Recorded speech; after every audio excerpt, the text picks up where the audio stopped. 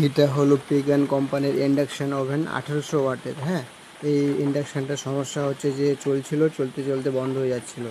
এই যে দেখো, এই যে সমস্যাটা তোমরা দেখতে পাচ্ছ, E0 ক্যারোর কোড আসছে।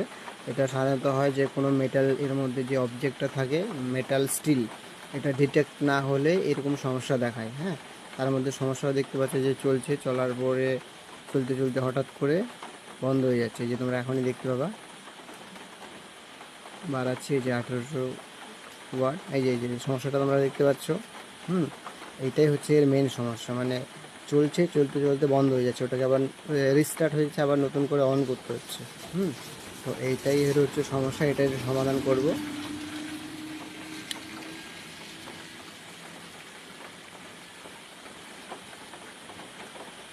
এই যে দেখো 1800 ওয়াট আছে, আবার সমস্যাটা দেখা দিবে।